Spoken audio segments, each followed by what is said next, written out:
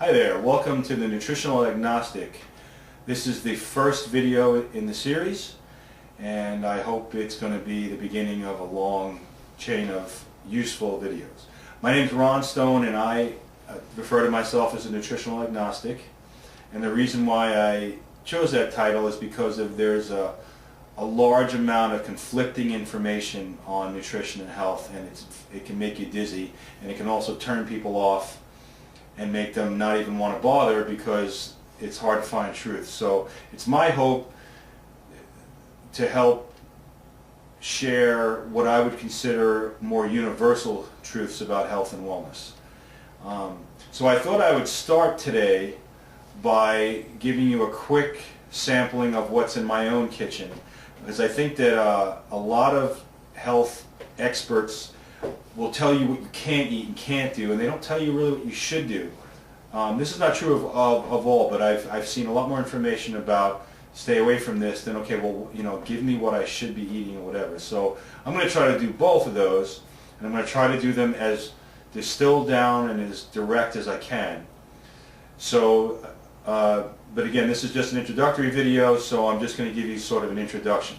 So, in my current state of my approach to my diet and nutrition, and this is an ever-changing thing, is I am on what is referred to as intermittent fasting, which is I eat in a window of approximately 8 hours and then I don't eat for 16. And when I say don't eat, it means pretty much just water. Sometimes it could include green tea, and from time to time I will include a fruit detox or a juice detox in that non-eating period, but that's an exception. And then about once a week I will attempt a 24-hour or longer fast if I feel I need it. It also depends on what I did, whether I cheated the day before. A lot of times if I allow myself a cheat day, then I will try to fast longer the next day to help my body be able to cleanse out. So in my kitchen, I have mostly nature's food, or if you like, God's food, which is fruits, real fruits, and most of mine are organic. I do keep an eye on the Dirty Dozen list, and I try to always buy the Dirty Dozen organic. That's the 12 dirtiest fruits and vegetables, the ones that sprayed the most with chemicals, etc., that show up with the highest contaminants. And you can look that up easily on the internet. And then for the other ones, if I can't get them organic, or if I determine that they're probably pretty safe, then I might buy certain ones, but non-organic. But I like to keep my food away from all chemicals. Even if the food itself is not sprayed, if it's not organic, then chances are it's got residues in the soil from other things. So I just try to hedge my bet. There's no such thing as a perfect system, and there's no perfect knowledge about any of this, but I think you can hedge your bet. So fruits and vegetables in my house, and I buy them as much as I can from local farmers markets, or even better, I grow what I can myself. I have a pretty elaborate container garden. I have a regular garden. I've had varying luck because of where I live in Pennsylvania, but I try to grow as much as I can, especially herbs, because herbs seem to be fairly easy to grow in small areas. So what else do I have in my kitchen? I have coconut oil, which I buy by the bucket because I use a lot of it. I use it mostly on my skin. There are sources that say you can cook with it, and some say you can't cook with it. There's enough evidence right now that I've seen in the balance that it's dangerous to heat up any oil to any temperature, so I generally avoid cooking with oils right now. I'm using grass-fed organic butter is what I mostly use, and I don't cook that much anyway because I eat as much as I can. I eat food as it comes from nature, which is mostly raw or light steamed. But the coconut oil I use on my skin because it's excellent, and I figure some of those nutrients are also being absorbed through my skin. I also have vegetables for salads and steaming, and they're stored. I will do a whole series on storage of vegetables, but this particular bag, I got this idea from a book called Eat on the Wild Side. It's a great book. I recommend it highly. And she talks about how to store various vegetables to keep the most in their nutrients. And one of the ways is to use what she calls a micro-perforated bag, which is about 20 pinholes in a Ziploc bag, and then you wash the vegetables, saturating with clean water. And we'll talk about clean water as well at some point.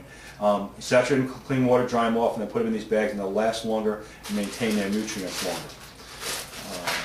I have pure cacao beans. I'm a chocoholic. My name's Ron, and I'm a chocoholic. And I'm sure many of you also feel that way. Cacao beans are what's in chocolate that's healthy. This is what we're really craving nutritionally. So these are very bitter. They don't taste great by themselves, but I put them in smoothies. I've attempted to melt down some pure dark chocolate and put some healthy sweeteners in it and stuff. Haven't had any luck yet making yummy chocolate bars, but I do put this in smoothies, and the bananas and whatever's in the smoothie, the sweetness balances it out. So it works out pretty well. I have my own chickens so that I know how they're treated and I know what they eat. And my goal with my chickens, which I'm not 100% at yet, is to have them eat entirely off of an organic compost pile, so they're not eating any commercial feeds at all. You can buy organic non-GMO corn-based feeds, but they're very expensive, and I don't think it's necessary. I've seen ample evidence that you can have chickens eat off the grass and the land and compost piles. So my chickens are out in my yard. They're in a large fenced area to protect them from predators, so they are semi-free ranging, but they also have a compost pile now that's growing. So eggs are pretty much my primary animal product, in addition to the grass-fed butter, and I eat raw dairy and cheese. Raw milk, unpasteurized, unhomogenized, and whenever possible organic grass-fed is what I'm after. I have a juicer in my kitchen. I happen to have, this is the granddaddy of all juicers, the Super Angel, and the reason why I have this particular juicer is because the way it works, there's a name for this and I can't remember it right at the moment, but these two gears here, the fruit, the vegetables go through here, and because it turns slowly in the way it's built, it doesn't make any air inside the juice, and that is important because air oxidizes the juice, and if it oxidizes it, it goes bad pretty quickly. So the classic juicer that you get has a plate that spins around, and you mash the vegetables into the plate, and it does make juice out of it, but it stirs up all kinds of oxygen bubbles and everything, which means you have to drink it immediately. If I'm on a juice fast, I want to be able to make my juice. I want it to last for up to a couple of days. And with this style of juicer with these gears, it does. Make no mistake, this juicer is not cheap. It costs 3 times what the other style of juicers do. So, but I figure it still costs a lot less than hospital bills and pharmaceuticals that I would be on if I was having to take a lot, of which I take none. Other things in my kitchen are real cinnamon. It's called Ceylon, I think it's pronounced, C-E-Y-L-O-N. Most of the cinnamon that you buy is from Asia, and it doesn't have the health benefits that real cinnamon has. So I sprinkle this on lots of things. I sprinkle it in teas, I sprinkle it on salads. It's very well documented how healthy this cinnamon is. The only sweetener I use on a regular basis is the stevia, and I use 100% pure. You can buy versions of stevia that have other chemicals in them. This is 100% pure organic stevia. This particular one is from Trader Joe's, and it tastes great. And as a matter of fact, I use it in conjunction with ketchup, and I use unsweetened organic tomato ketchup, because the thing that people are addicted to in ketchup is the corn syrup. So this in combination with this, to me, tastes just like ketchup. and it doesn't have any of the downsides, because cooked tomatoes are healthier than raw tomatoes because it concentrates the essential nutrients in the tomatoes, including the well talked about lycopene. And you know, and again, this is just an introduction. We will talk about a lot of this stuff in detail in later shows. A couple of things I use a lot of are onion and garlic. These are powdered versions. I have fresh onion and garlic, which I often use. Put it in my omelets and such. Put it on veggie burgers if I make those.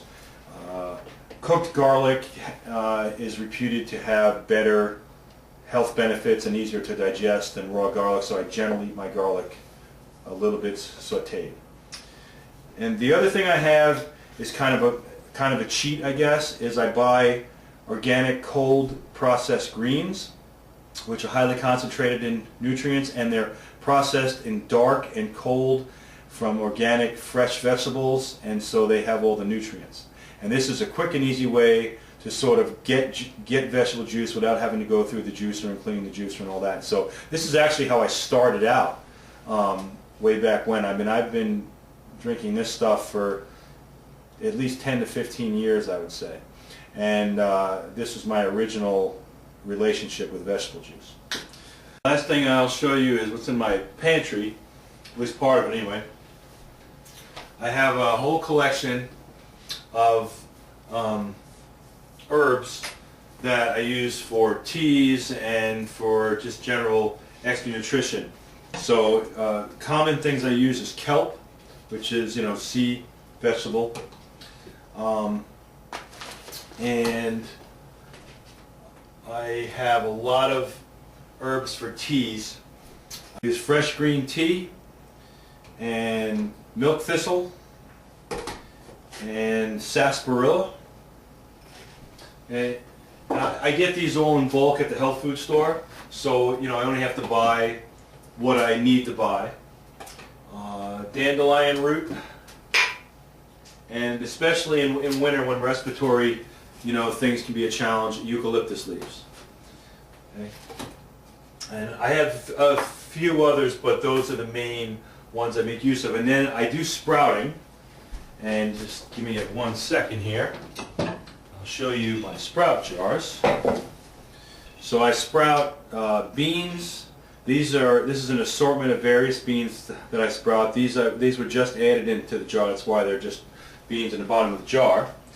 And then I sprout broccoli sprouts and alfalfa sprouts, and you can see these are well sprouted. And it's very easy to do. All you do is you put the seeds in the bottom of the jar, and you fill it up with a couple inches of water. Let them soak overnight so that outside the seeds get soft, and then the next day you pour the water out, give it a quick rinse with clean water, dump out any extra water, and the moisture that's in there is enough to make the seeds sprout.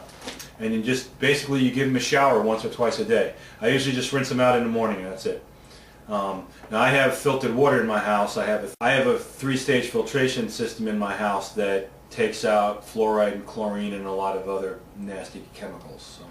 So my water right out of my tap is cleaner. I also have a countertop zero water filter, which then makes sure that the water has no dissolved solids and such. But anyway, that's what I rinse my sprouts with. I keep raw honey on hand. This is like a treat. I'll have a spoonful of it after a meal or something. And my raw honey is pretty local too. It's within an hour or so of this area. I have organic fair trade dark chocolate, which is about 70% cacao or better, which means it's pretty low sugar. And there actually is a brand that I found, I think it's called Hillary's, that uses stevia instead of sugar to sweeten the chocolate, so it's even lower. And it actually is very tasty. Not cheap though. And then I have some raw almond butter, which I share with the dogs because this is great to spread on treats to keep them busy. I think that's pretty much it, and we'll talk about this topic down the road. And I have organic coffee, which is specifically enema coffee, and we'll talk about the benefits of that, especially in conjunction with juicing. And going with that coffee, by the way, is unbleached coffee filters. So when you do filter it, you don't put any, you don't introduce any chemicals in it. Okay. Well, that's the tour of my, quick tour of my pantry. So that's a quick overview of what's in there, and I want to again welcome you to the site. And my Facebook group is called the Nutritional Agnostic, so if you just get on Facebook and look that up, you're welcome to join the group. And I will have the website up. It's under construction, nutritionalagnostic.com. And in the Greene County Messenger, in my local paper here, I have a column called the Nutritional Agnostic, which at the moment is being run twice a month. So thank you for watching, and please keep tuned in. There will be more videos coming. Have a great day.